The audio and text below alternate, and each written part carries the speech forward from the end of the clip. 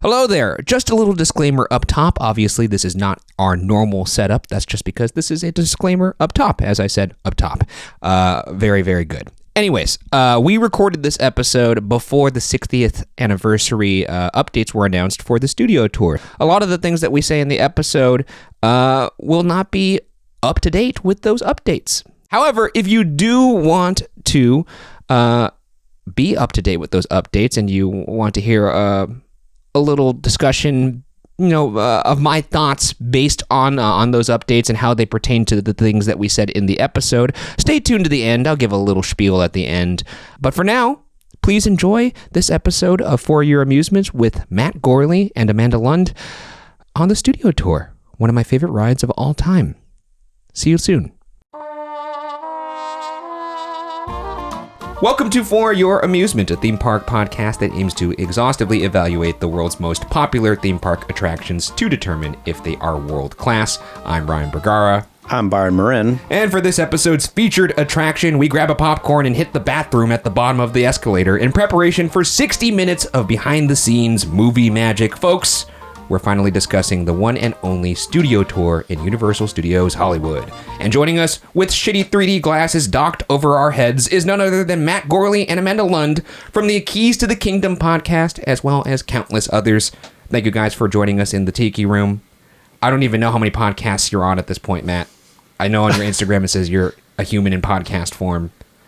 Yeah, sadly. It's whatever it is, it's an embarrassing amount, and there's no pride whatsoever. Hey, look, I'll join you right there at the bottom of the pit. I gave up on Pride a long time ago. That's why I'm hosting a theme park podcast. Same. Yeah.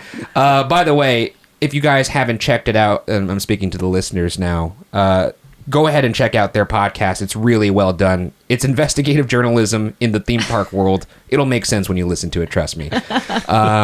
Really horrifying stuff there that you guys have kind of exposed.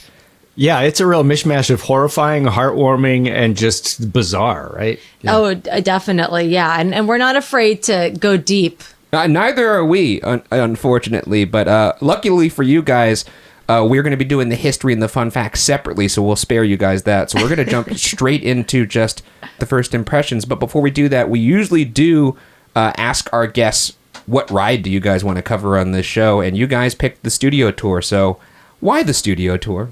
I mean, for me, it's just mega. Yeah. It's like, it's not a ride. And that's what is so amazing about it. It's a real studio tour, but enhanced. That is fair. Like, yeah, you have to use your imagination and there's like King Kongs in there, but then you're also like driving past like where Parenthood was filmed or whatever, and it's like you could Parenthood. She won't say this. I'm saying this because she was on that show. Yeah, the reason I did this is that's the only show I could think of. I did one guest episode on that show, and that's the only show I was certain was filmed there. So that's why I chose that. But I don't know. I just feel like it's, first of all, isn't it like 30 minutes long? At least. It's an hour. It's 45 minutes to an hour. They have a little sign that says this tour lasts 45 minutes to an hour, and it's right by the bathroom. So in other words, they're saying go potty right now. Yes, because we don't want to stop this car. Yeah, because they're afraid you're going to run into the Parenthood set and go, Ray Romano. Yeah.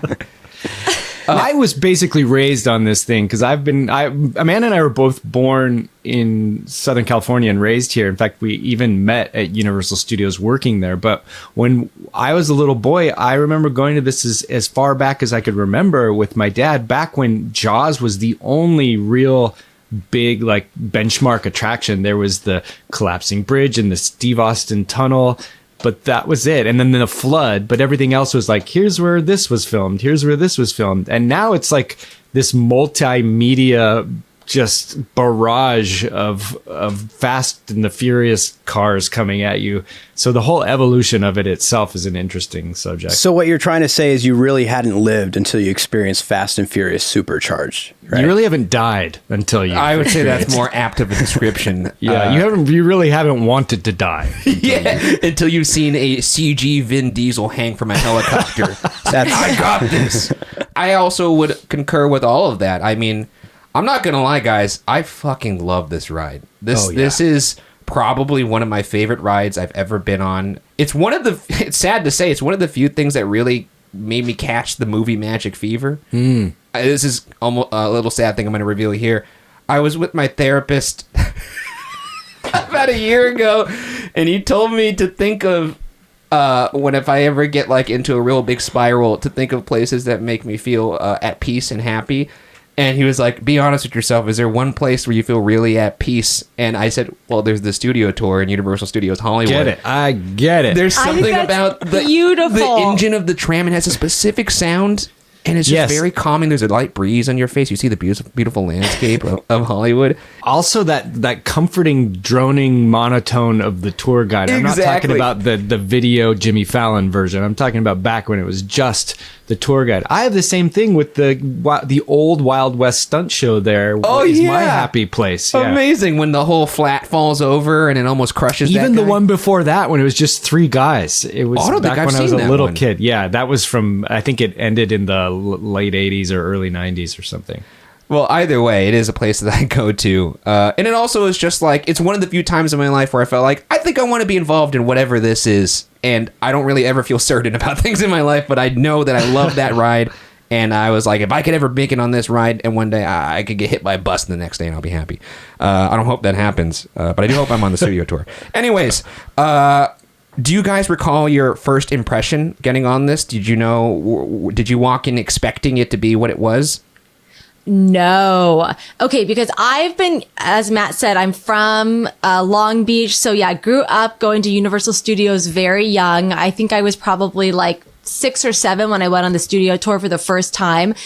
And as a kid, when you get on a tram, you're thinking Disney tram. You're thinking this is just a boring ride where I'm going to just sit here and like maybe look at some scenery. Mm-hmm. But oh boy, when that flash flood happens, I just remember like my heart racing and being actually scared. And then you've got Jaws, which is not that scary. And then you've got the Psycho House. And then later you've got that guy, what's his name? Norman Bates coming at you. So I just remember just being like, oh my God, this is like a 1-2 punch. And then actually every time I went on the ride, it would be this like really nervous anticipation. And this is from like, a really young little kid who you would think like, oh, the studio tour, that's boring. Would you sit on the outside or be in the inside? Oh, I would sit on the inside where it's safe because I also didn't want to be in like the splash zone or anything. Yeah. But at Universal, there's actually not that many rides or at the time, 30 years ago, there weren't that many rides for like littler kids. And so really the studio tour was like the main attraction for me. I mean, for a while, this was, the studio tour was the only attraction that Universal had until 1991, essentially. And then their first standalone attraction was E.T. Oh, which also, so good. Which is wild to think about. The other thing I love shows. Yeah, I love about the studio tour is just this promise of like spotting a celebrity. So as you're driving around the actual studio, some of the most exciting parts are the boring parts when you're just on the back lot and you're kind of like looking around being like, who's that person? And then later in life as an actress, I'd go to the lot to go to auditions and stuff. Yeah. And I remember anytime a tram passed, I'd kind of perk up and like give them a little wave. Like I'm no one, but they don't know that. I actually searched a Reddit thread of people talking about celebrity sightings. And amazing. Among the claimed sightings were Chris Pratt in full Owen Grady attire, no blue. Tom Hanks, Robin Williams, and Gene Hackman. They must have been doing something for Birdcage. Steve Harvey. And one person actually saw a glimpse of them filming Once Upon a Time in Hollywood. I think the funniest comment I saw in that thread, though, was, I've been on the studio tour like 30 times-ish, and I've seen more celebrities at Disneyland.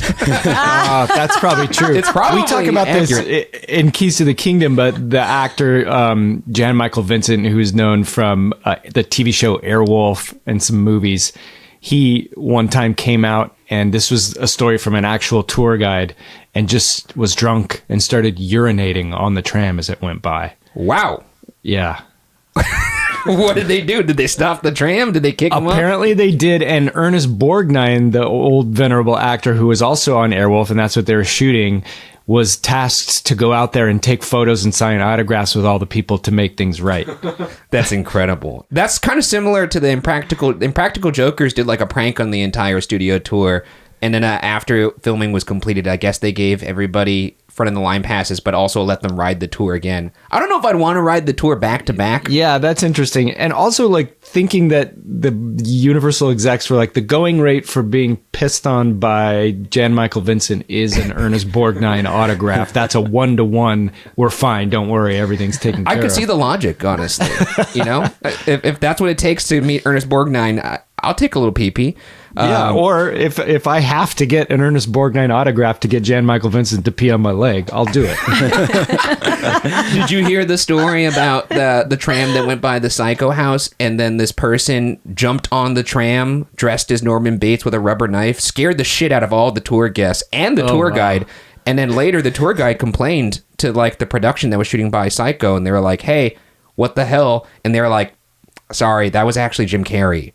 He was really bored shooting Man on the Moon, and so he dressed up like Norman Bates." True story. That happened. Yeah, I believe it. 1999. I believe it. Look it that up. man is a menace. It's amazing. The other one, actually had another one here where Shirley MacLaine. This is back in the beginning of the studio tour when they were productions and actors were really pissed about the presence of these tram cars because it would ruin their days. And so she said, apparently, according to a witness, if I see another tram come by and another tram came by and she mooned the tram. She told everybody, I'm going to moon this tram if I see one more fucking tram. And she pulled her pants down, went pants to ankles, and showed her buns. You know what? I would trade an Ernest Borgnine autograph and Jan Michael Vincent leg pee for that. Nice. This is like a really cool version of Pokemon trading cards we got going here. Shirley MacLaine's ass cheeks with 150 HP. I do want to, this was in the fun facts section, but it just tickled me so much. The guy who is credited with making the studio tour what it is, his name is Jay Stein, and he's this kind of surly old exec. And LA Times did a write-up on the studio tour for an article that was called How the Universal Tram Tour Defined the Modern Theme Park. And they interviewed this guy. He's like, I believe he's in his late 80s now. He lives, I think he lives in Bend, Oregon. And I don't know if this is what he sounds like, but he sounds like this in my head. Here's a quote from him in that article on the early stages of the studio tour development process. Quote, "It was a pain in the ass, to be honest. My recollection is that this is something that can't really succeed." And quote, that's like what he said when they asked him, like, how did you wrap your head around this? Another gem from that article, Amanda, you mentioned the flash flood sequence. He thought of that. And it still is in the tram today. Yeah, that's right. They asked him how he thought of that. And he said, quote, "The geography was there. What can we do with this dead-ass street and involve the audience with something other than looking at an active, sterile set? That's how I came up with the flash flood." Necessity breeds invention. He's just he also described his other inventions like the collapsing bridge, the spinning ice tunnel, and the parting of the Red Sea as generic stuff. And as for the success of integrating Incredible Hulk into the tram for only $50,000, he assigned the credit to that in, quote, "It's a muscle man painted green. We got a huge bump in attendance because the Incredible Hulk was seen by millions of people. It was no more than a guy busting through a wall. I never came up with something that was so inexpensive that was so effective." Oh, see, those things were rampant in that era because it was just depending on what was big with Universal Studios. So when the A-Team hit, and that was big, one of the first things you would see on the tour, I think it's gone now, was the facade of a white house that was on fire. Yeah. And it was usually just on fire. But then when Battlestar Galactica came out, they put a Cylon in a little cart with a flamethrower out front to make it look like that was burning it. Then when A-Team came out, they put a Jeep with a flamethrower and a mannequin of Hannibal in there burning it. So they would just theme these things very cheaply. It was amazing. Oh, I'll see your A-Team fact with an even goofier one. There used to be a thing called the runaway train on the tram, where the tram would go over these train tracks and a runaway train would approach the tram. And one, I don't know, maybe it was a summer or a year, to promote the A-Team, they had a Mr. T impersonator be the conductor of the runaway train screaming at the tram as he was approaching them. I would if I had a time machine, I would travel back to that summer just so I could see how goofy this presentation was, because the footage of it looks pretty funny without Mr. T. I wish there was existing footage of Mr. T, but there is not, alas. Okay, now we're going to jump into some history and some fun facts. Amanda and Matt will be back later. But before we do that, let's have a word from our sponsors.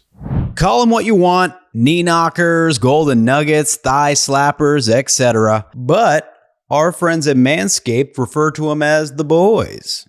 Not every man has children, but every man is responsible for their 2 boys below the waist. When your little guys have more hair than they need, trust Manscaped for all your grooming dreams. Boys need love too. So join the 10 million men worldwide who trust Manscaped by going to manscaped.com and use code FYA for 20% off plus free shipping. You heard it here first. The boys are back in town. When I'm flossing my teeth and clipping my nails, I don't worry all that much. But when it comes to maintenance down there, it requires a bit more thought. Can't be playing fast and loose with sharp objects and electrical equipment, right? That's why I trust Manscaped for all my sensitive areas. Introducing the Lawn Mower family, including the Lawn Mower 3.0 Plus, the 4.0 Pro, and the 5.0 Ultra. Boys need love too, and for this reason, each trimmer is equipped with SkinSafe technology, an LED spotlight, and unique features for different grooming needs. Yep, 3 ball trimmers. Isn't it awesome?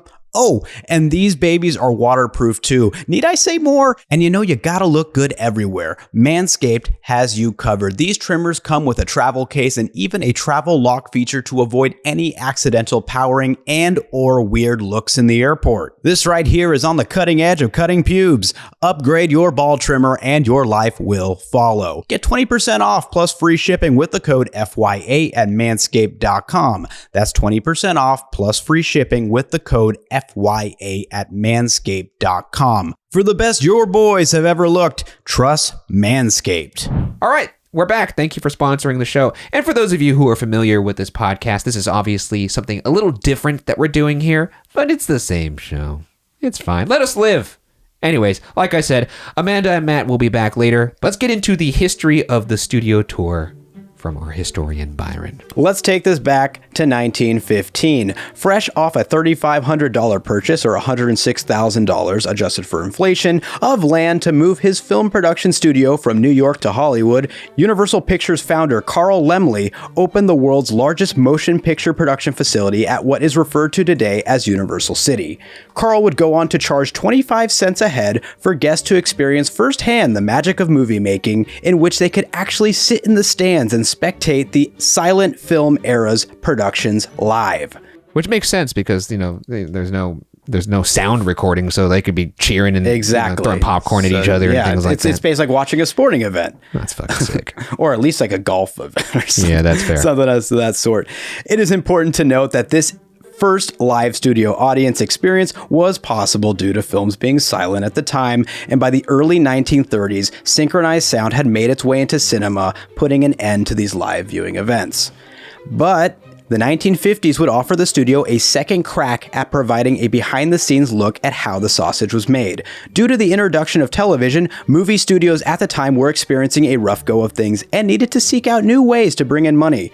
Universal did this by charging bus companies such as Gray Line Tours to enter their property, in which scripts from Universal were provided to bus drivers. Wait, are you serious? Like Greyhounds? Gray Line Tours. I don't know if that's, I think that might be separate from Gray. So like the same like tour liners that like they take to the fucking Grand Canyon? I'm not sure if Gray Line Tours is separate from Greyhound. They just might have the word gray in them. I know like Gray Line Tours, I think they were doing like Hollywood house tours and stuff like that. Oh, that makes sense.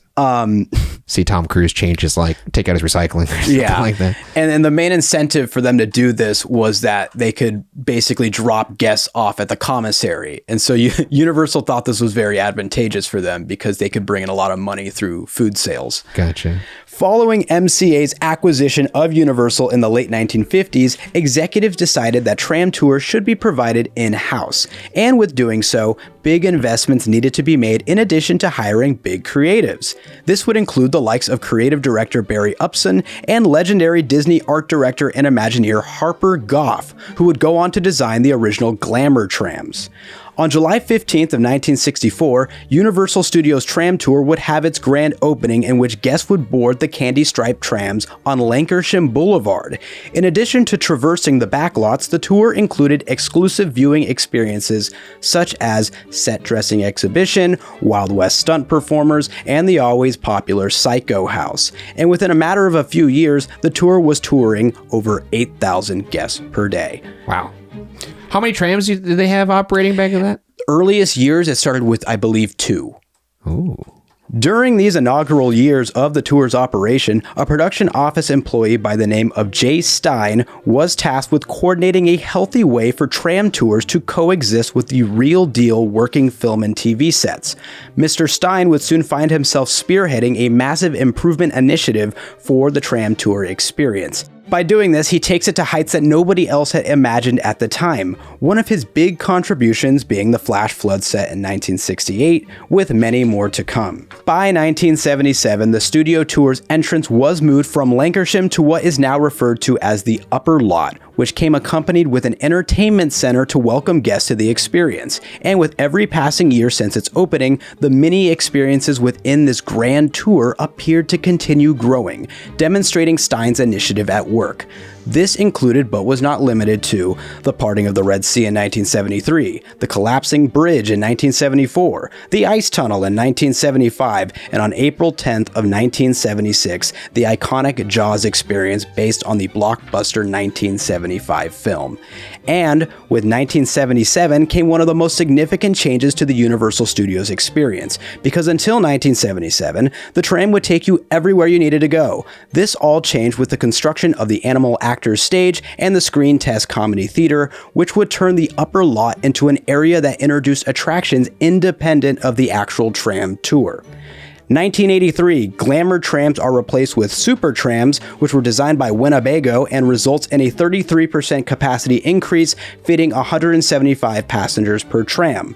1986, a 26,000 square foot soundstage themed to New York City would introduce the mighty King Kong animatronic, which at the time was the largest animatronic in the world, standing at 30 feet. Side note, the animatronic was built by Disney legend Bob Gurr. In 1988, an additional themed attraction within a soundstage was added in the form of Earthquake, the big one, where they successfully made the tram shake to the tune of a simulated 8.3 San Francisco earthquake. 1991, the studio tour entrance is moved to the newly opened lower lot, which guests were now able to access via the quarter-mile set of escalators, most commonly referred to as the Starway. 2000, super trams are replaced by the modern trams we are familiar with today. These would include LCD video screens, DVD players, and enhanced audio features. During January 5th through 7th of 2005, the Steven Spielberg directed War of the Worlds would shoot on a massive airplane crash set located in an area behind the Psycho House. Nice, Stevie.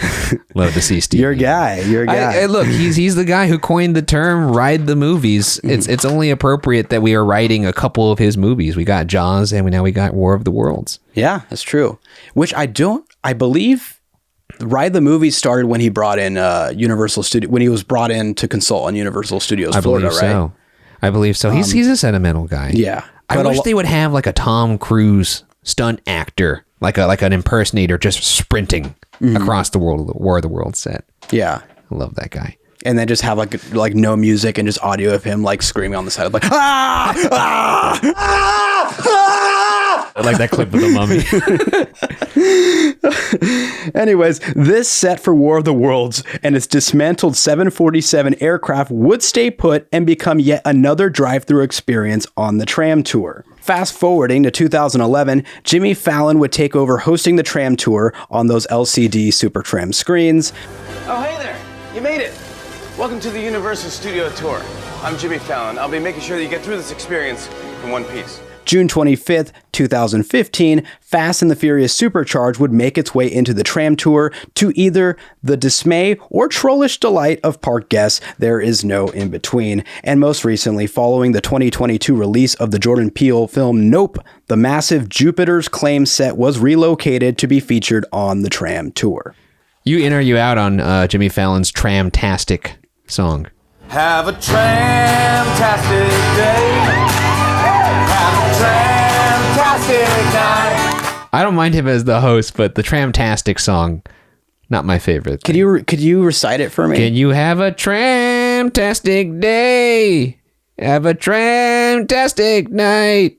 Or something like that.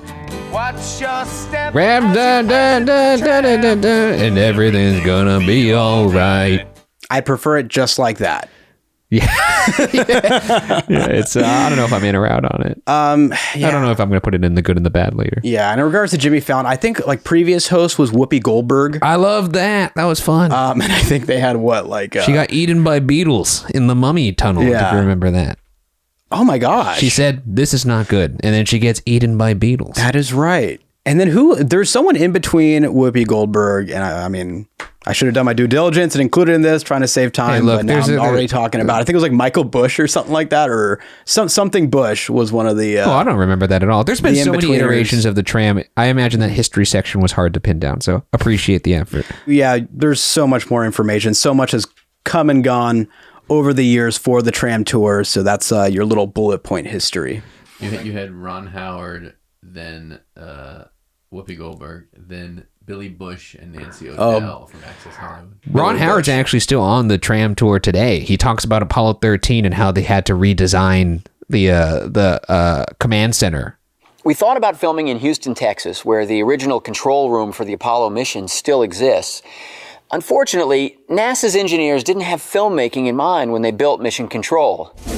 We had to build our own Mission Control inside Stage 27. Anyways, let's move on to the fun facts. Now, I will say, I'm not going to regurgitate the facts that they say on the tram. You have the tram for that. You don't need me to just, ape them to you. That's right. Fly to Hollywood. Or just get on YouTube. Or just get on YouTube. It's a fun time. So these are going to be more,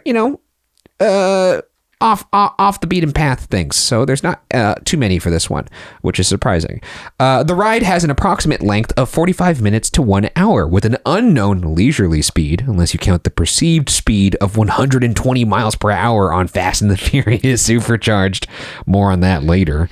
Couldn't find the ride capacity, but each tram apparently holds 192 people, and there's a lot of trams. So you do the math. The ride cost is also very difficult because, as you might have gathered, this is an extremely unique attraction. Other than maintenance and movement of props along the tour route within the studio infrastructure, there have been a number of built-in mini attractions on the tour over the years, from Battle of Galactica, which cost $1 million in 1979, to Fast and the Furious Supercharged, which cost reportedly $1.48 million. So the cost for this bad boy really hard to pin down as the years have gone by. But, it's a tour that's running through a working studio, so a lot of the heavy lifting comes from that.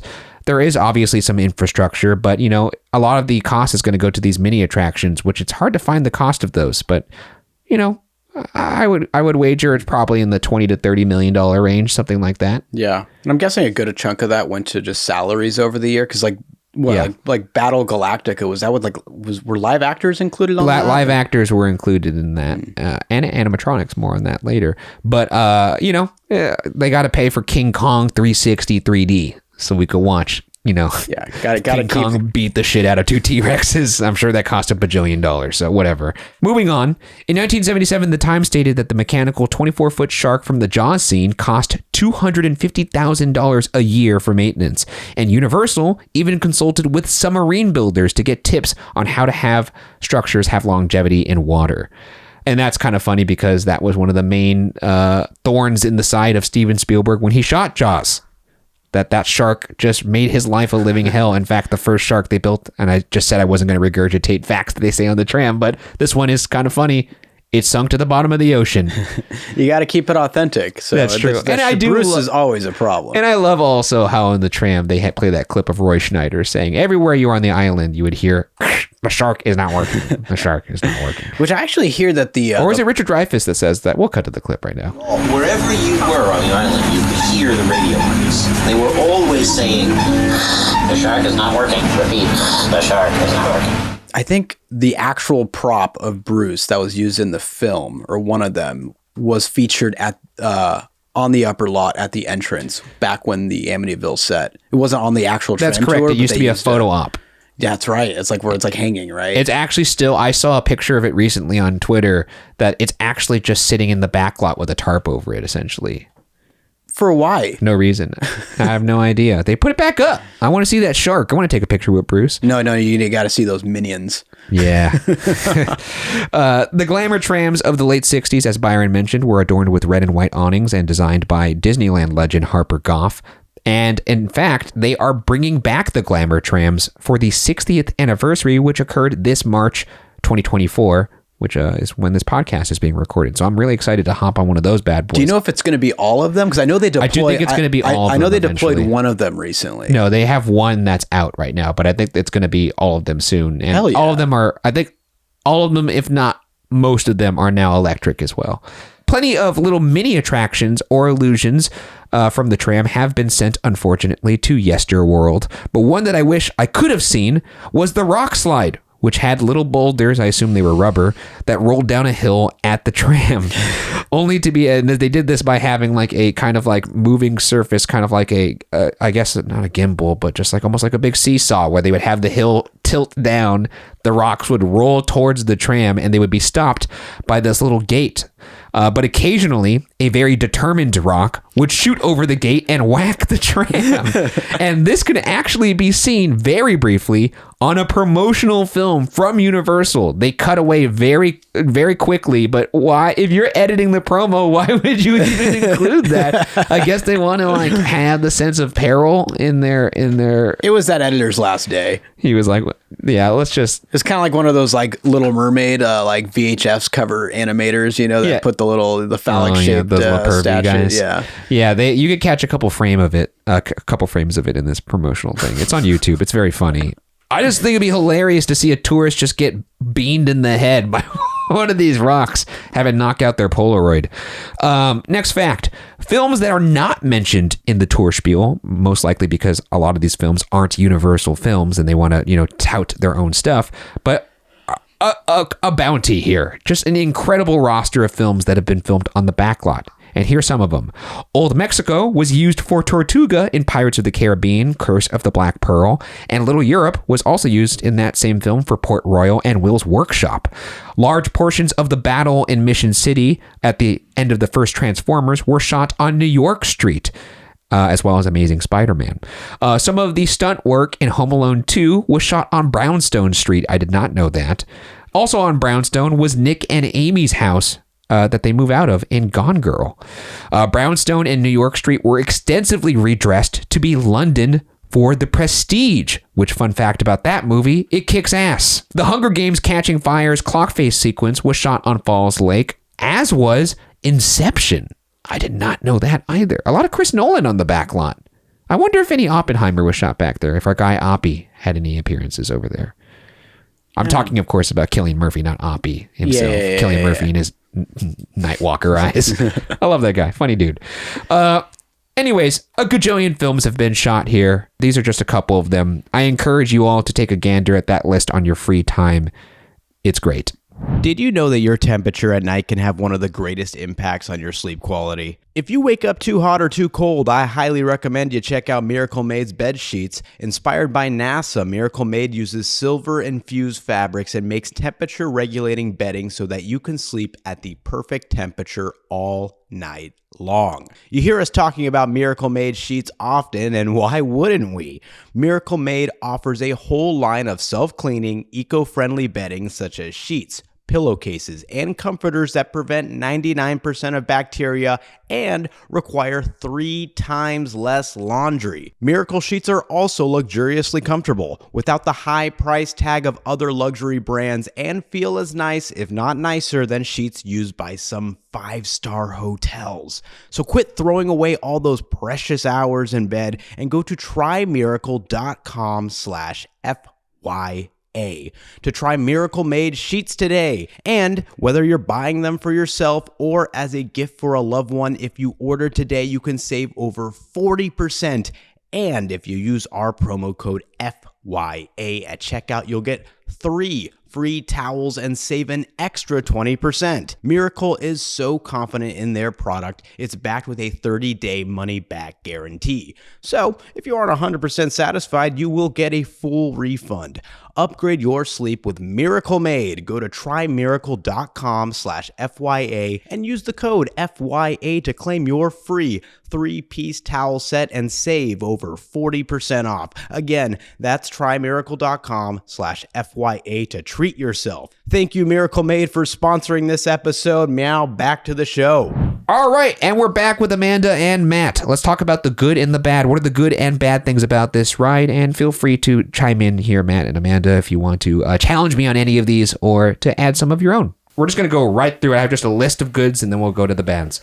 The first good I wrote is... I don't know why I wrote this. There's a beautiful view of the hills from the queue. That's true. I must have been just That's feeling the first thing you see. wistful. When I read this. Agreed. I was just sitting there. The guy was like, hey, make sure you grab these 3D glasses to see Kong 3D. And I was like, sure. But I was taking in just the backdrop, which was beautiful behind this guy. You don't get that anywhere at Disneyland unless you're at the peak of a ride or something. But even then, it's just sprawling Anaheim. These are the beautiful Valley Burbank Hills. Oh, it's amazing. You get to see a golf course you'll never be able to play on. Yeah. It's fantastic. Next thing I wrote here is I love the goofy promo cards in the queue, and I also love all the fun pre-show stuff that's on the monitors. They're playing like fun facts and like did you knows and all that. Yeah. Really good stuff. It just kind of sets the mood before you get on this tram. Otherwise, it's not the greatest queue. It's just a bunch of switchbacks, and they kind of have you in like a big cattle pen. But they got to do something. And then I also like that they have snack carts. Right before you get on the tram, they have those bathroom signs. It's really, as Spielberg said, writing the movies. That was his quote about Universal Studios, and the fact that you could have popcorn and cotton candy before you hop on a little tram tour. It's fantastic. Also love seeing the film timeline. I don't know if this is like what gets you guys excited, but when you first get on that tram and you go down that like little hill and you see all the movie posters of everything that they made back all the way from the early 1900s. It's fantastic. I love it. You get chills. I mean, there's already like a backlot, a studio backlot is like one of like the most magical places ever. Yeah, because you feel like you've sneaked on. You know? Yeah. You do. It's just, And that's by design. That like as funny as that old surly J. Stein guy is, one of the things he realized about the tram is that it's like a living thing. It's the backlot, for example, actually is a living thing, and that it's not going to be a repeatable experience. And naturally, people are going to think, oh, I'm going to see Brad Pitt or something, and they're not going to see Brad Pitt, and they're going to get off and be pissed. So he made the tram more into like a theater of illusions of movie magic, so that it was like a repeatable, controlled experience.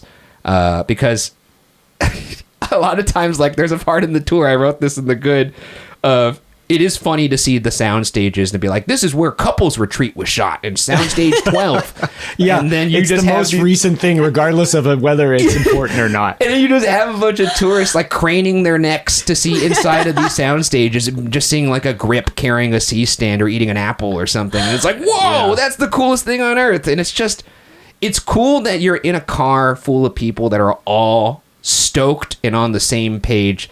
They're there to take in movie magic, regardless if it's nothing. You're looking at the That's why I'm so sad that they switched to the Jimmy Fallon video thing, because part of the excitement was, what kind of tour guide operator am I going to get, you know? And it would all be their spiel, and they would have their own different jokes, kind of like a Southwest Airlines flight attendant. You never knew what jokes you were going to get. No, but you did know you were going to get delicious little peanuts.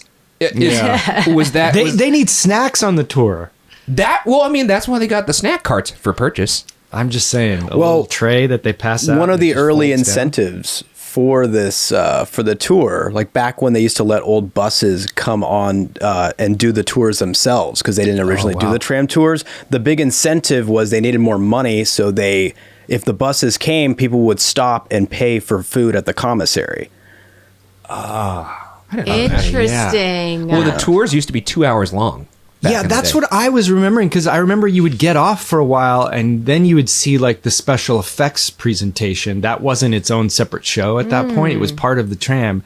Or you'd get off the tram and then see the Backdraft Fire Warehouse, which was the strangest attraction, where you just stood on a like metal gantry where there were these metal bleachers, and it was just a warehouse. I remember that. Would just go up in flames in different parts, and it was like feeding everybody's weird prurient arson desires or something. You know what that was? The move for that was I would get on Jurassic Park, get absolutely soaked to my socks, and then I would walk over to Backdraft and just get a nice little heat dry. It was like sitting in a giant blow dryer. I'd do the reverse just to soothe the singes.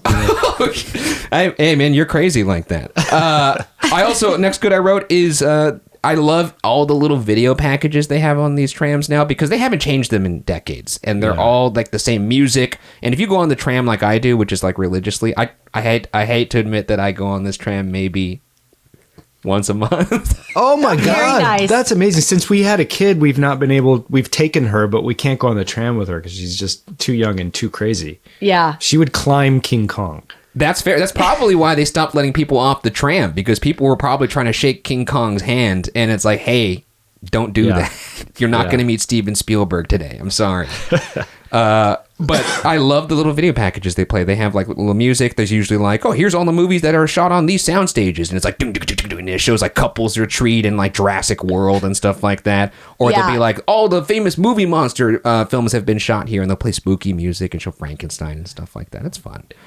I just love it. It's just, I love movies and I love theme parks, and this is like the attraction that merges those two obsessions in a very cool way. I'm the same way. We grew up going to Disneyland and Knott's Berry Farm, but for me, because I just loved movies, Disney was fantasy magic, but Universal, my jaw would drop and I just felt like I'm where I'm supposed to be. This is movie magic and this is the behind the scenes. And I would go into the gift stores where they would have little playing cards and things like that. But I'd be like, where's the fake blood?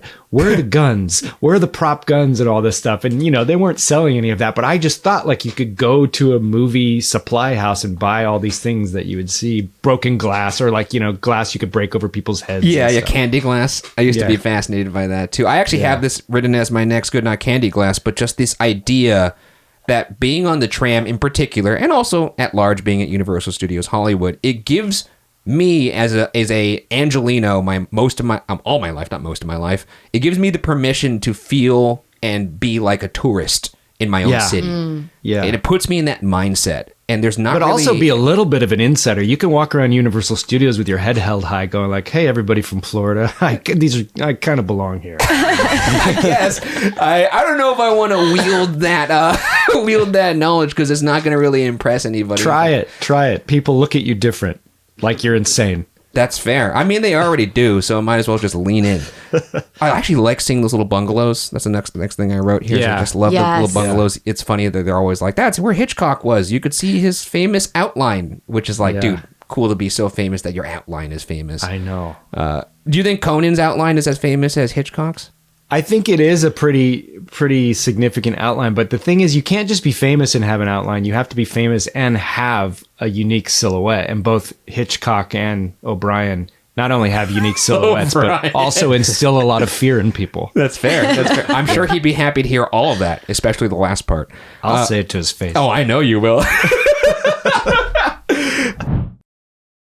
I love all the outdoor sets. I mean, we got pretty much like a treasure's bounty here. Just New York Street. We have Brownstone Street. They show you that scene where Bruce Almighty, Jim Carrey gets pissed on by his dog. Very fun. Courthouse Square, Hill Valley. Scott, folks, welcome back to the future. This is our Courthouse Square, where you're going to recognize as Hill Valley from Back to the Future. Yeah. Oh, when that burnt down, I remember when that fire hit there too. It was so sad. Oh, actually, speaking of that fire, is that was it 2008? Well, here's a crazy fact about that fire. Familiar. The Universal Studios, the backlot, has had a history of fires that is so odd. They're almost decades apart. Get this. There were fires that destroyed property in the studio tour or the backlot in 1957, 1967, 1987, 1997, and finally 2008, which, as you mentioned, murdered King Kong in confrontation. He just I remember we read a similar thing when we were doing research for our podcast, and how weird that final one was just a year later than the trend. Yeah, and there was like a 20-year gap where they really got their shit together. You know what the funniest part about this is? They had like a decade kind of tradition of fires every decade. They have a fire station on site. Right there on your right is our fire station, integral to being a real working city and production studio. Right. You see it. It's one of the first things you see on this tour What are those guys doing? Well, they're busy every decade. Yeah. Not busy enough, apparently. Just waiting around. They're just getting lulled into this false sense of security. Like, we put out that last one. That was 10 years ago. And wait, what's that smell? 6 Points, Texas. Really great. Welcome to 6 Points, Texas, y'all. Now, this is where some of the biggest and baddest movie and television cowboys have filmed. Shot a little Once Upon a Time in Hollywood there. I mentioned that earlier. Little Europe, The Court of Miracles, where they shot all those monster films. Mexican Street. They got to come up with a better name. Mediterranean Square, Falls Lake, and finally Wisteria Lane, a.k.a. where they shot the music video for the masterpiece known as Nelly's hit record, Dilemma, featuring Kelly Rowland and his funny little face Band-Aid, which I love looking at. Wisteria Lane is from Desperate Housewives, right? Correct. I think it's actually called Colonial Street, but every time... Because it goes all the way back to like Leave It to Beaver and stuff, right? That whole little street. It does. Most recently, it was used to shoot the film Candy Cane Lane on Amazon Prime. Not sponsored by that, but it's an Eddie Murphy Christmas film. I enjoyed it. Yeah. Is the Burbs that street too? I'm not sure about that. I'm not sure about that, but I know the little chicken farm is right down the street as well. And I shot some weird little thing for Violent Night there. Oh, that was a weird time. The funny little famous cars you see, the picture cars is what they call them. A picture car is any vehicle you see on screen, whether it's television, film, or streaming online. And Arlene's taking us to see some of Universal's finest. So pull out your cameras and phones. We have some cool cars coming up on your left-hand side. There's something innately funny to me about looking at famous cars while sitting in a giant car. I don't have a joke for that yet, but I do think I'm tickled by it, and I don't know why. Yeah. I remember they used to park those out in the park at some point, They too. did. And there was a A-Team van or another car that you could lift, and it made you seem super strong. Yes, they were from the $6 Million Man. There was the car you could lift. It was a photo op where it made you feel like you were really strong. I wish they would bring it back for... Sorry, real quick. So, you know how it's like the cars are in the movie and now the cars are just like part of the studio tour. It's like, what do we do with these cars? They're special, but they're cars. So what do we do? It reminds me of the Animal Actor show. That is recently closed down not too long ago. So now, last time we went to the park within the last year, now they have some of like the main animal actors just kind of being walked around on leashes. So they'll just, because I think they didn't want to let go their like the animals. Yeah, but there's a morbidity to it too that feels like they're not going to replace these animals when they pass. So this is just their like running out the clock a little bit. And then like the trainers are probably have been employed there for a long time. So now there's just like a dog trainer walking around like a golden retriever with no explanation, and you're just kind of like, oh, is that someone? And then it's like, yeah, I guess it's like Lassie or whatever. The dog trainer is now just walking around the park with just a leash in their hand, nothing on the other end. Just real sad. All in the name of building a sweet roller coaster. That coaster's going to kick ass, though. Wait, what coaster? The Fast and the Furious Hollywood Drift. No. Really? It's going to be good. It's going to be good. Well, I don't like the Transformers, but that Transformers ride is incredible. Yeah, well, this is like a legit, like, there are people saying that this is going to be the best coaster on the West Coast. Like a legitimate, and that will rival anything even at Six Flags, which is like that place that's all they do. It's going to traverse the upper and lower lot. So you'll board on the upper lot. It'll have multiple launches and inversions. It'll do loops over the Starway that you ride down to the lower lot. And who am I to talk? Because, you know, who gives a damn about the movie Waterworld, but the Waterworld stunt show? Oh my God, don't even get me started. That's We don't have nice. enough time. We did an entire episode on Waterworld, and I dressed up like a smoker. Oh my God. I did Podcast The Ride and talked solely just about theme park stunt shows twice. Oh, yeah, it makes sense, because Waterworld kicks ass. I think it's the best stunt show ever made. I know there's not a lot of competition in that field, but they set the bar. If you ever revisit Waterworld, Matt will make himself available for the full 2.5 hours. Waterworld 2. I mean, so you know. if you want to talk like Fantasmic or the indie stunt show, I'd also be down to do that. Oh, yeah. The next thing I wrote here, gotta love seeing my guy, Al Roker. Hi, everybody. Here's today's forecast for the Universal Backlot. It's going to be sunny and dry in 6 Points, Texas. Cool and cloudy in Little Europe. Expect snow and sleet on New York Street. And we've got a high chance of fog and precipitation for Skull Island, Amity Island, and Isla Nublar. That's your forecast for today. Now here's a look at what's going on in your neck of the lot. giving the weather report right before the flash flood. I think that's such a fun, cheeky thing they've done there. Folks, we just lost connection.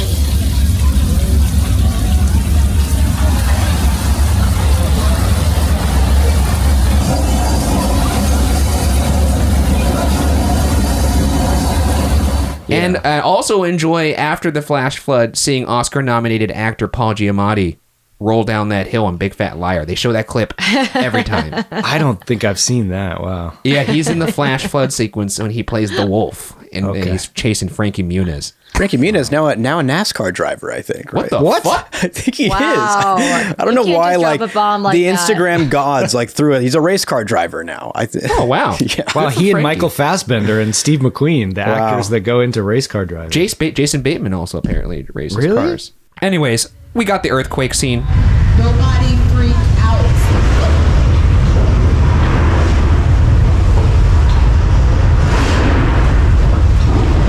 Fantastic. You get to see Love that it that. was in bones. I love that as well. Yes, really? yes. I also like that they have the little signs that say like hot set to try and trick you into that, like, oh, this is actually a movie. I like when they have their little mini attractions, but they try and like if you have a good tour guide, they'll feign like the idea like, whoa, what's happening right now? I think we're going through the big one. And I just love anything that's like that. You mentioned when that was on Bones, there is also a subset of TV shows that are produced by Universal Studios that just run out of episode ideas, and they set an episode usually in a stunt show set. So there was that show Out of This World with that girl that could talk to her alien dad that shot on the Miami Vice stunt show set. There was a soap opera that did a whole week on That the was a collection of Western words? stunt show.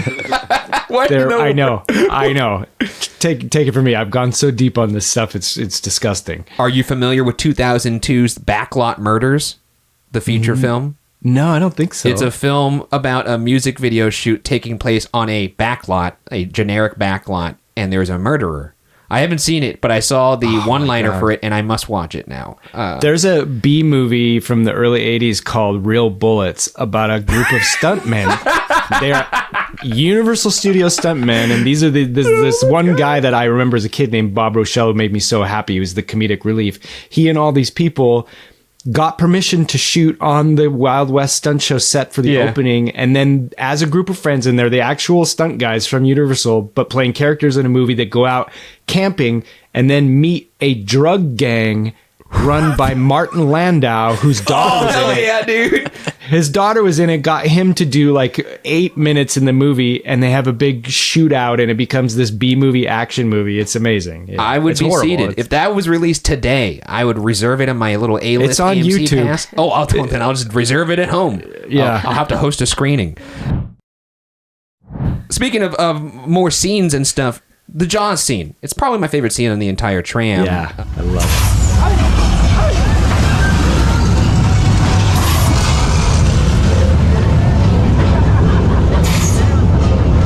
Everyone, I'd like to introduce you to our shark Bruce. Love it. There's a really funny anecdote from Steven Spielberg. I don't think we have time to tell it right now, so we'll just cut to me telling it before. There's a very funny clip. I don't know if you guys have seen this. It's on YouTube. It's Spielberg promoting, I think, the BFG. And Okay. and he's on one of these little golf carts in the back lot, where the studio tour goes in Universal Studios Hollywood. He's talking to this reporter, and he's talking about the Jaws attraction on the tram, where you go by Amityville. And there used to be the actual orca that they used in the film Jaws on that lake. And apparently it had termites and dry rot, and so they just trashed it. And Spielberg found out. And in the interview, he's kind of like unpacking it as the guy's talking about it. I'll tell you, the orca used to be right there. And he's like, yeah, and I found out, and it really upset me because I would go down there, and Jaws was such a traumatic experience for me that I would sit in that boat for hours. Oh my God. And my hands would shake as I just go through all of the shooting and figure out what I could have done better. What? And they trashed his boat. And then one day he came back to, do his scheduled therapy session, and the boat was gone. Oh my God. And What is it now? Just like fiberglass? It's gone completely. It's like I didn't even realize they got rid of it altogether. Yeah, it's like a police boat. And in the interview, my wife and I quote this all the time. We quote an obscure Spielberg YouTube clip where he goes, You know, I think I'm gonna ask the president of Universal if he could put the boat back there, because I really think the tourists would like to see the orca. The tourists would love to see the orca. Oh my god! And it's just funny because I don't think anyone cares, but when he says I think the tourists would like to see the orca. We're looking at the shark. He's like, I would like to see the orca. Yeah. So whenever Marin and I have something that we think everyone wants, but clearly we just want it, we just go, the tourists would like to see the orca. Yeah. I think that's what the tourists would want. Do you want us to react like we just heard it? Yeah, very good. Very good. That's the most offensive story I've ever heard. Don't tell Steve that. Also love seeing the Bates Motel, the Psycho House. We already mentioned Jim Carrey running around. They actually have Norman Bates actors chasing the tram daily now. And I think that's because of Jim Carrey. They do. Yeah. Oh, great. War of the Worlds, that set, maybe the most impressive set I've ever seen in person.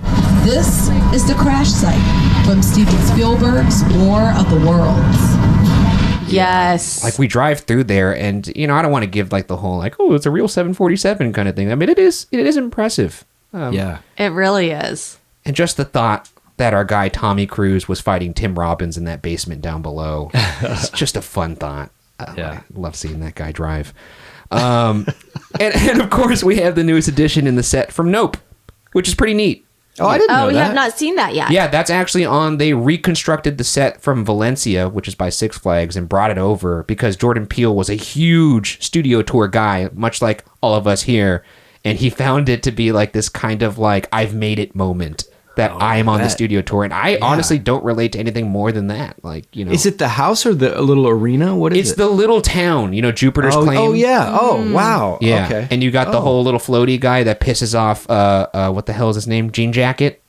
Yeah. Yeah. It's really good. And also, Jordan Peele's doing some great on-ride acting of whoa, what's going on?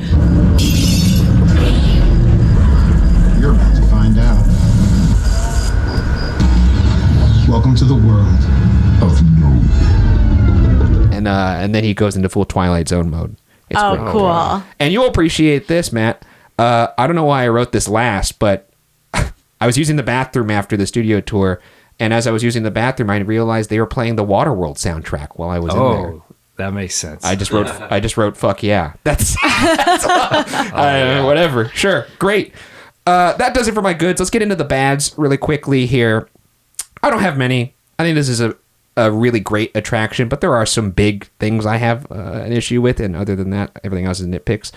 One of the nitpicks is I miss some of the old practical mini attractions like that that from my childhood, like the confrontation with the full animatronic King Kong, the spinning tunnel, the collapsing bridge, and the parting of the Red Sea. I just wish they'd bring back some of that stuff more. Is the Red Sea parting's gone? Yeah, it's really gone. Makes me sad. The mechanical practical thing was just incredible. Because they're leaning into the screen tech now, which we're about to get into. Real shame. And speaking of screen tech, King Kong 360 3D. Not a fan. I appreciate the effort by all the artists that went into it. I'm sure building a 3D world and that kind of rendering was very tough. I don't enjoy it.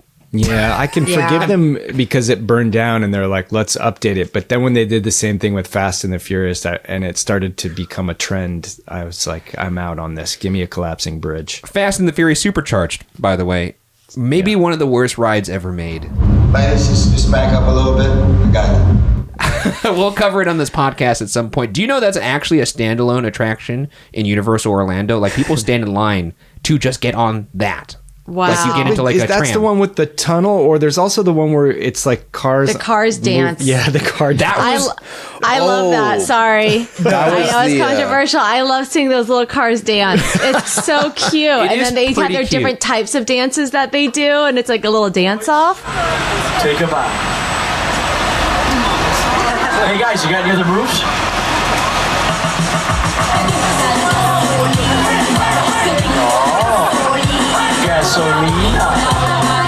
You know what's I do remember that was when they were promoting Fast and the Furious. I think Tokyo Drift is, I want to say, they made a little, like, the tram would go into this like little mini pen, and you would see these cars on these arms. Actually, those arms that are holding up the cars, I believe those are the same arms that are the technology behind the Harry Potter ride now. So in a way, the cuckoos, the Kuka arms. They went on to have a second life.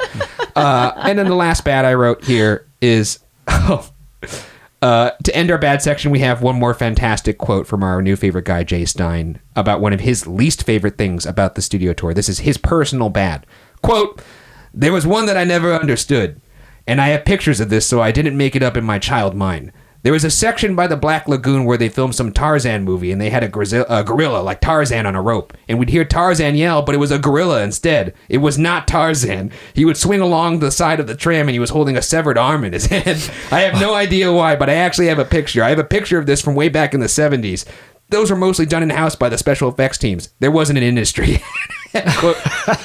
You can actually see this video. There is a gorilla swinging on a vine, and he is holding a severed human arm with no explanation, seemingly. You do hear Tarzan yell. There's clips of it on YouTube. Do you know what year that would have been? This was, I believe, in the 70s.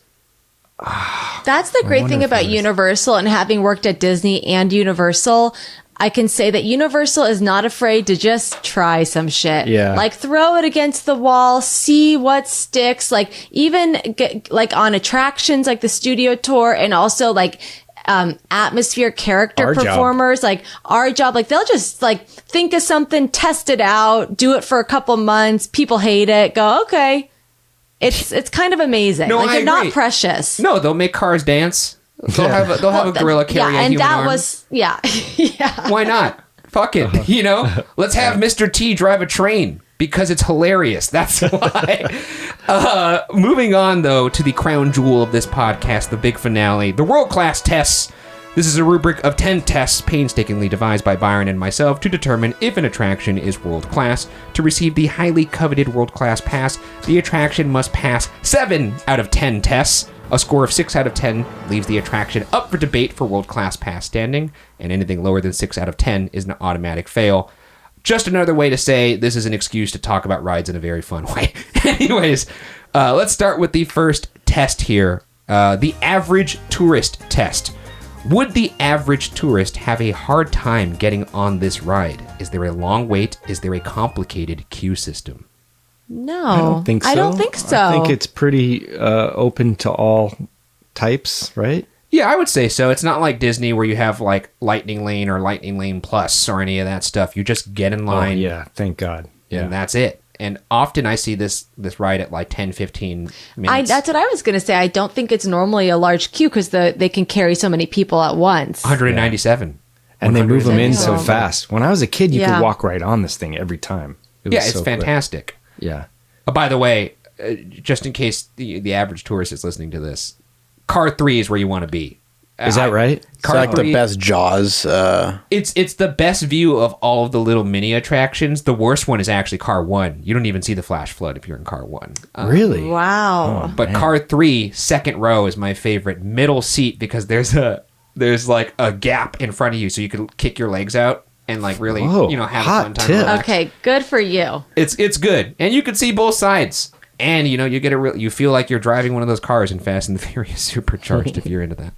But I think this is a pass. I don't think it's a hard ride to get on. Yeah, I mean, all-time average wait times around 21 minutes. I mean, even during the summer when it gets like really hot and you're waiting an hour, I think most of that queue is covered. And true.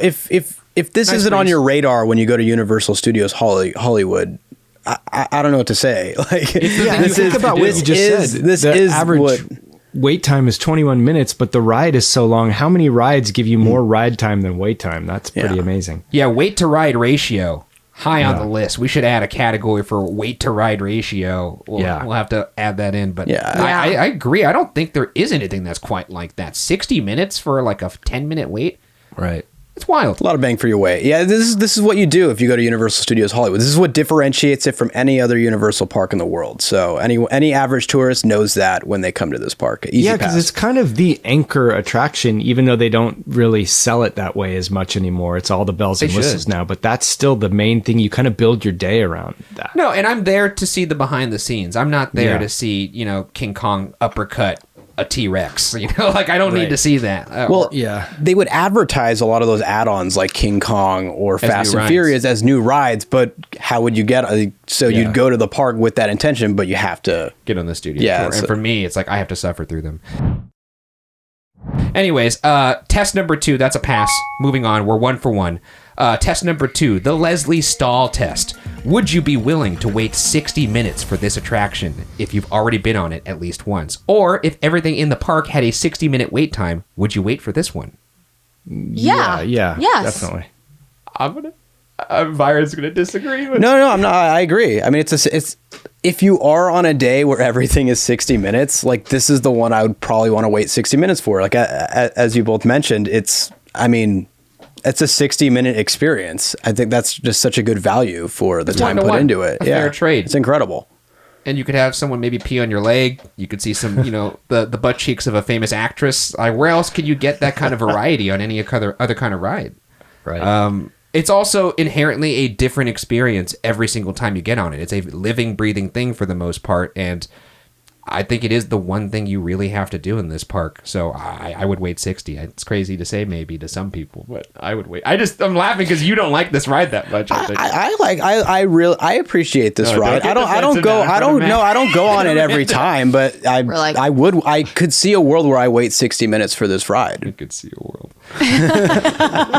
All right, that's a pass. I won't enjoy it because of the next question on this test, but that's a pass. That's 2 for 2. Let's move to test 3, the smartphone test.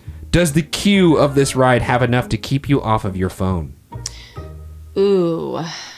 Does it repeat the video entertainment pretty regularly? I can't remember. It does. It loops it quite a bit. I mean, there's a lot of it, but after a while, you kind of just like daze out, and then you look at like a poster of the Deer Hunter or something like that, which is in the queue. That's probably 5 minutes for me. I know.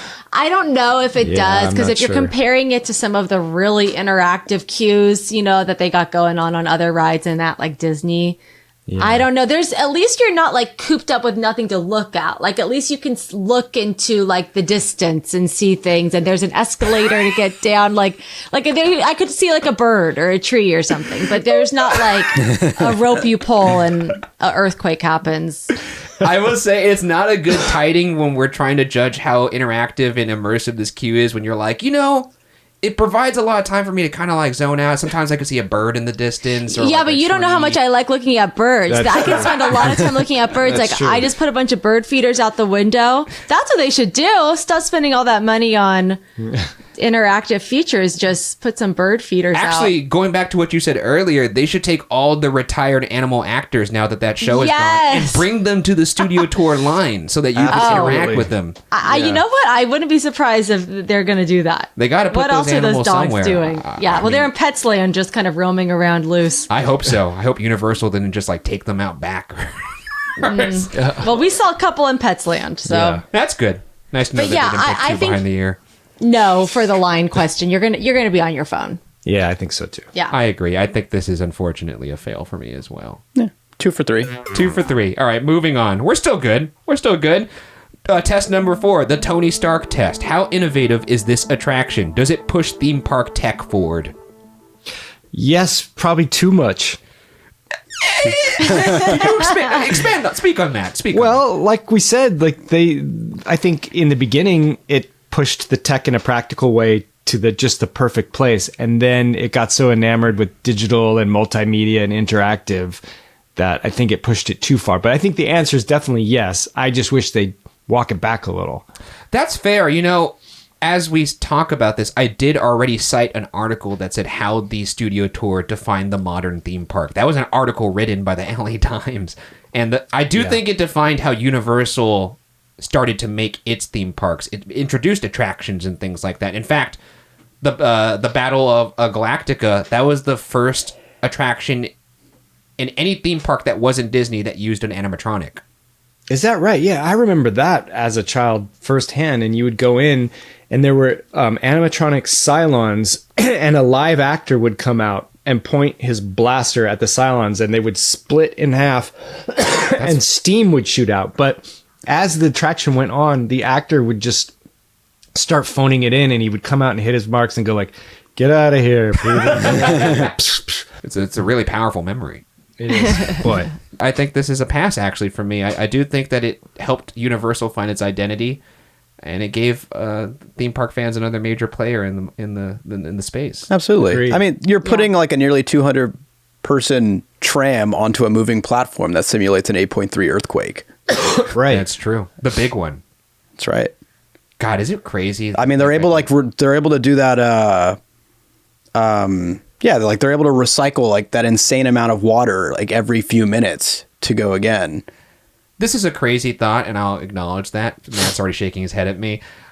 I mean no disrespect, not Matt, but producer Matt. Don't talk about the big one. He knows what I want to talk about. I will say that, like, and I mean no disrespect to any earthquake survivors, but I will say, wouldn't it be fucking sick to be in the big one, just for like and survive it? You know, just to like see what that would feel like, and that's why the part in the tour is really fun to me. What if the big one hit while you were on that attraction?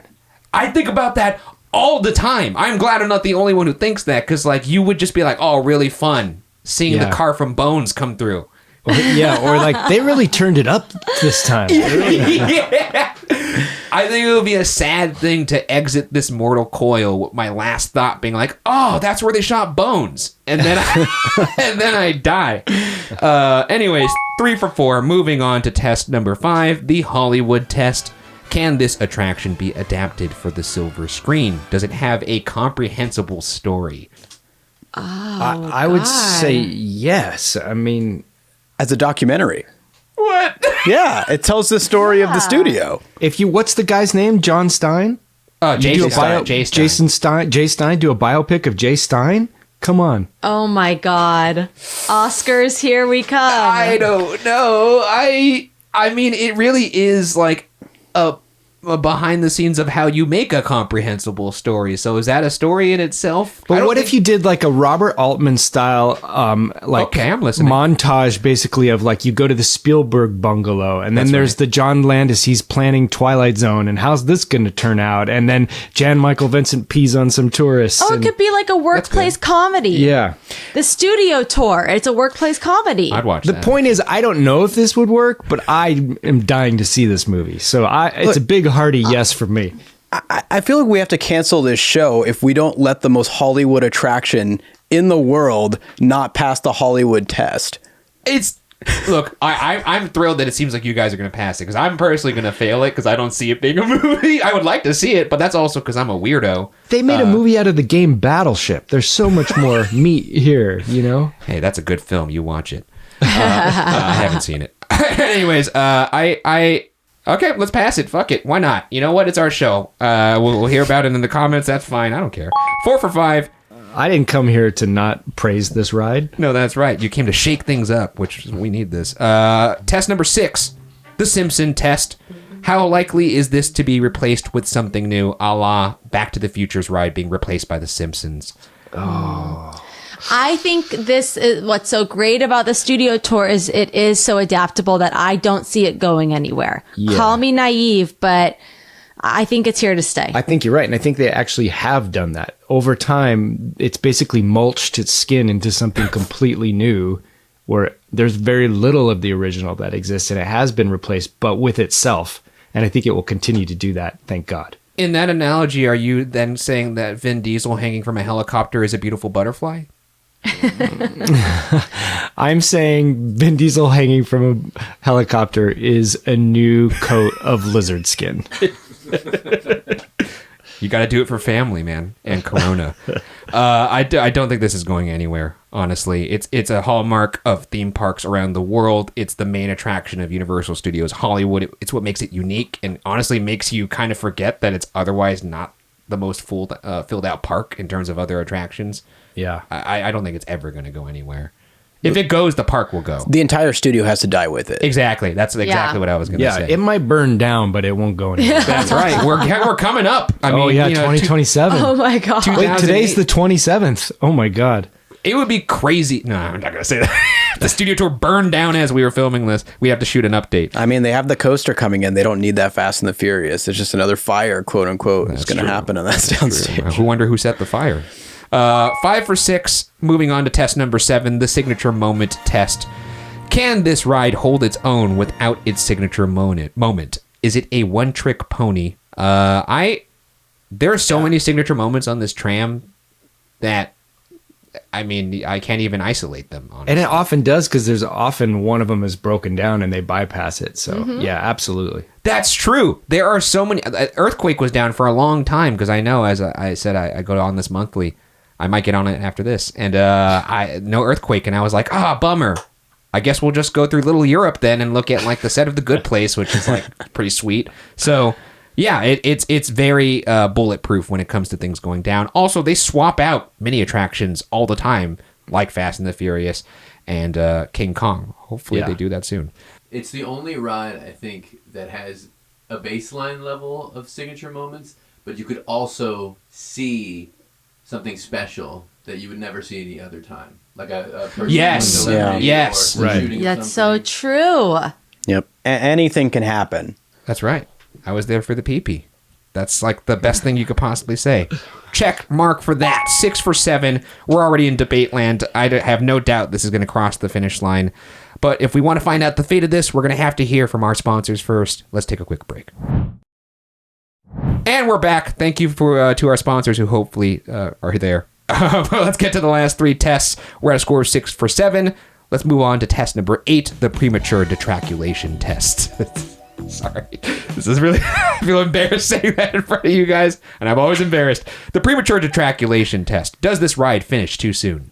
No, I think it's like, if anything, it's maybe like 6 minutes too long. Yeah, I would agree with that because the end of this ride is Fast and the Furious supercharged. Oh, yeah. But when that's not there, I'm having a great time on the tram. I'm eating my popcorn. I'm having a little soft drink. Maybe Agreed. I close my eyes, take a little nap during the King Kong portion. Yeah, but you're not even joking, because it is like a reprieve where you've been walking around the theme park all day. It's like you do get to sit down and kick your feet up for a little bit. It's fantastic. I took my 2 nephews to Universal for the first time recently, 6 and 3 years old. And, you know, running around the park all day with those guys, I was like, I am so stoked for this studio tour because they're just going to sit down and we're going to have a good time. King Kong scared the shit out of them. That's neither here nor there. But for the most part, they were having a great time, and I was too. Yeah. My little feet were very, very tired. So I think this is a 7 for 8. This is a pass. Easy. And it's a world-class attraction. There it is. We're already there. Let's see how high we could get it to climb in the annals of world-class attraction history. Moving on to test number 9, the exit hall test. Do you see people be physically excited getting off of this ride? Do they have that bounce in their step as they're walking back? If they get peed on, absolutely. They might be walking back rather fast. I got an Ernest Borgnine autograph. Yeah, there's urine running down my legs, but look at this autograph. Look at this John Hancock. That's an interesting question. It's not, because then I'm thinking of like, yeah, when you get off a roller coaster, people are like, yeah. You know, this one's more of a... I would say yes, but it's appropriate. It's fitting for the ride. Like she says, it's not like you're not getting off going, whoa, you're getting off going, yeah, cool, pretty cool. Yeah, wasn't that neat? That was a neat thing that we all experienced, all 197 of us. Yeah. I do think people have a different kind of bounce when they get off of this ride. They just saw movie magic. Right. I agree. Byron. It's fulfilling. So I guess in that way I have the bounce. You know what? If it didn't end so poorly, every time I've been on this in recent years, I'm like, oh, thank God, it's like over, because it's Fast and the Furious. Like, I don't like. That's fair. It's like if they honestly just cut that short and then didn't have Fast and the Furious, I would probably give it a pass. But for right now, it's just the last 10 minutes or so. It's like, okay, please get me off this. Like, I'm ready to get on with my day. That's the only bounce I really have at this point. So there is a world where this is definitely a pass. It's just not a pass for me right now. Well, but it doesn't matter. I'm overruled. So it's we're gonna pass it. It's gonna be 8 for 9. Hell yeah, let's keep going. Moving on to test 10, the final test, the fine wine test. Has this attraction aged well? Has your opinion of the attraction appreciated or depreciated since your first experience? Or if it's a new ride, do you believe it will age well? I believe it has depreciated. Oh, wow. Interesting. I did not expect that. When you said, oh, yeah, I thought you were going to say, like, oh, yeah. I heard you, and then I changed mid, oh, yeah, to oh, no. Because I really missed all those practical things, and that they're getting changed to these interactive digital things is not an improvement for me. So I would actually say no. Oof. Yeah, I gotta... Whoville. Yeah, I missed that. That's not there anymore. Really? Nope. You know, I was a Who. Oh my God, that's amazing. I had the prosthetic nose, wandered around the park for a winter season. How long did that take every day? Oh my God, like an hour and a half to get it on. And it was this tiny little, like tiny little Who nose, you know, so your nostrils are up here. So there's no drainage. It's in the winter. At the end of the day, I'd stick like a Q-tip up here and snot would just drain out. It was, oh my God. I would never, that was like, if anyone ever says you didn't pay your dues, I will tell them about my experience as a Who. It was intense. Did you get an Ernest Bergnine like signature though for the I snot should drip? have. You should have. I should have. Yeah, Any that bodily was intense. fluid exchange, you get that sig. Yeah, I guess I'm gonna go. I don't know. I think I gotta go with yes. I'm gonna say it has evolved in a positive way. I'm really on the fence here because I don't like the current version of it right now because of the two main attractions that are on there. I do miss all of the practical ones, but that's not to say that it couldn't change in the future. But as of right now, I might have to agree with Matt. I think it's become more of an IP dumping ground at the moment. Yeah, that's a shame. That's universal in a lot of ways. Yeah. Yes, that is true. I mean, it is Ride the Movies, to be fair, but I kind of am riding this ride to look behind the movies, not to like... I guess that does go back all the way to Jaws, though. Yes, but I mean, I will say this. Okay, one last quick point about this. Supercharged, Fast and the Furious Supercharged, and also King Kong 360 3D. There's not really anything about those attractions that shows you how the movies are made. It's just giving you an experience to make you feel like you're going through it. Yeah. Where the Jaws thing, they actually say, this was the shark used. Watch, you can look back. You can see the shark do the backstroke. Point. All the other things, like, they are showing you how the movie is made, where those things, they're much more just like we're presenting you a short film, which is evidenced by them being their own attractions in other theme parks. So I think those things are making it get away from what the spirit of the tour is, which is show you how the movies are made. And therefore, I do think it has depreciated. Yeah.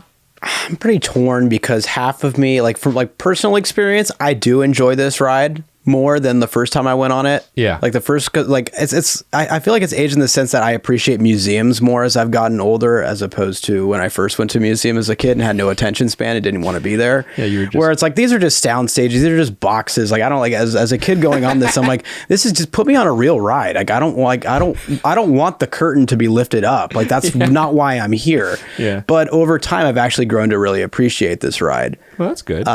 So for me, it is a pass, but barely, only because of the projected or like the 3D experiences. So it looks like we have two fails in the past then, if I'm... So yeah, I'm overruled again. Okay, well, that's a fail then. We're going to go 8 for 10. No, it's 2 fails, 2 passes. Yeah. Oh, right, because I you're passed right. it. That's I right. passed So we it. have to have a tiebreaker, which in this case, I think is going to have to be Matt. Oh, I've been on this one. Yeah. Oh yeah, this ride's it's not as good as I never got to see, like they took away a lot of this stuff, like the Jaws stuff. I watched like the episode of Different Strokes where they like went, and I was like, that's so cool. And then when I went, none of that shit was there. And then I'm gonna fail it just because of the people dancing on the bus in the in the Fast and the Furious. Oh yeah. Also, it's not like the person who's the tiebreaker on this show is not like, they should be a person of authority, not someone who says, I've been on this one. No, he's we brought in the ringer. We brought in the ringer.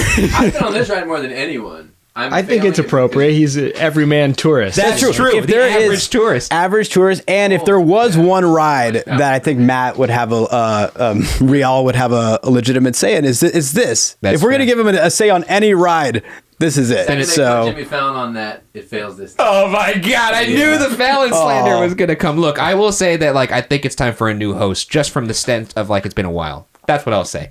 Anyways. I think James Corden's free. Oh my God. Turn off your mic. So that's a fail from Matt. And that's a fail for that test. So that puts the final score at 8 out of 10 for the studio tour, though it is a world-class attraction. I think 8 out of 10 is pretty fair. It's one of my favorites. I would have put it at 9 out of 10, but, you know, it's not up to me. It really shouldn't be up to me. No, well, either way.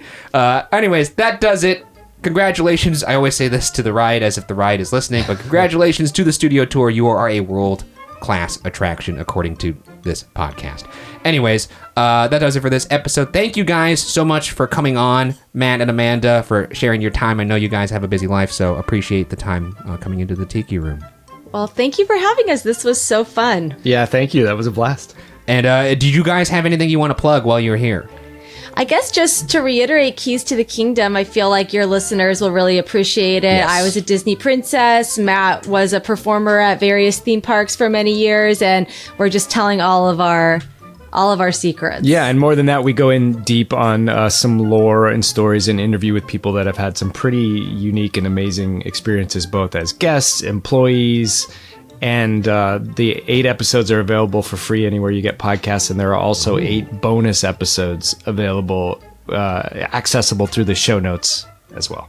You are so much better at plugging your podcasts than I am. I need to take a cue from that because that was so succinct. Matt's shaking his head behind the camera. But no, definitely, seriously, go check that out, guys. It's a really fun listen. I actually showed it to my wife, and she showed it to her friends, and they're not even theme park people, and they're like, this is fantastic. Oh, that's so great. sweet. Thanks for having us, guys. Oh, of course. And where can we find you guys on socials or anything like that?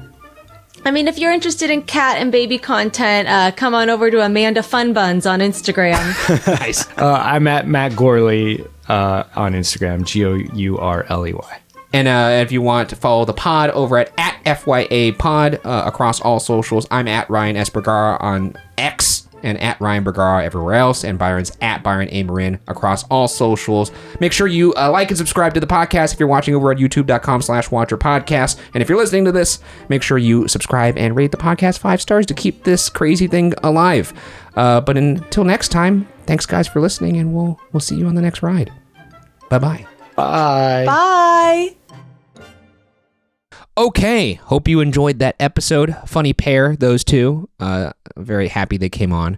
Let's just run through some of these updates. First off, we talked a little bit about the Jaws photo op just sitting in the back lot. That's because it was actually being dusted off to be set up in the back lot for the studio tour. Apparently, they're going to drop off folks, it looks like at the Psycho House, and then they're going to have people be able to take photos with the Jaws photo op and some sort of King Kong pop-up. I don't think it's actually going to be a full-scale King Kong like they had once back in the day. I believe that was down on the lower lot.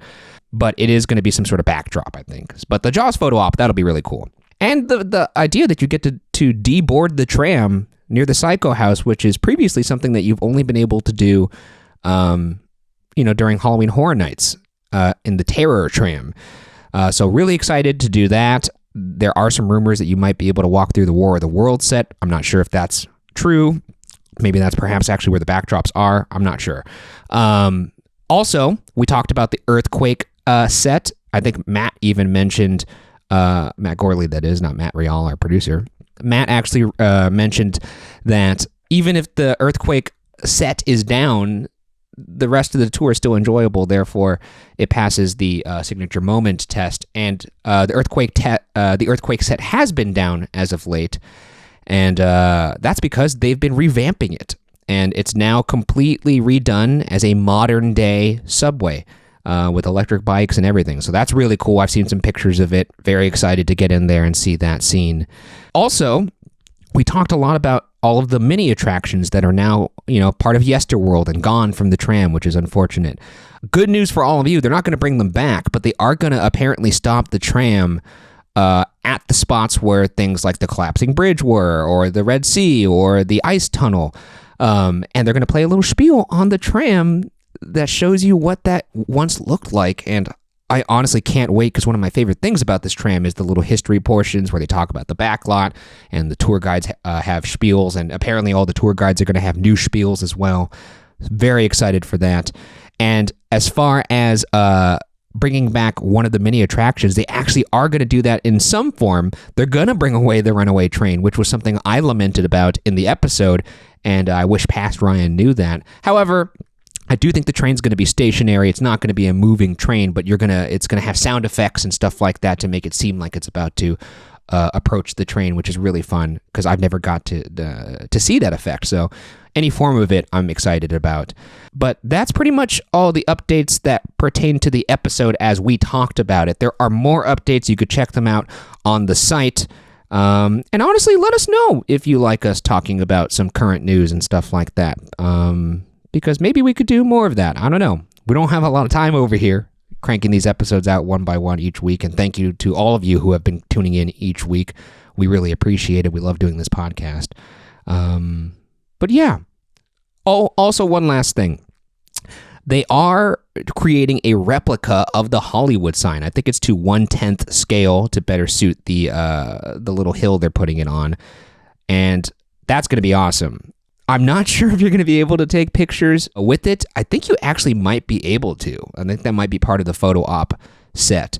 But at the very least, it's going to be there. And that's going to look really cool because they actually collaborated with, I believe, the Hollywood Historical Society. I don't know if that's the actual name of the society, but whoever is in charge of, I guess, the blueprints and the actual build instructions for the original Hollywood sign, Hollywood Land sign. They consulted with them to create a replica of the Hollywood sign. For those who can't, traverse the treacherous Runyon Canyon and to get up there. And another thing, too, they said that all these 60th anniversary enhancements are going to be running from April 26th to August 11th. I don't know what the future of it will be beyond that. I don't know how many will remain a permanent part of the tram, but I'm very excited, and I can't wait to check these things out. But anyways, thanks for listening to the episode, and we'll see you next time, this time for real. Bye-bye.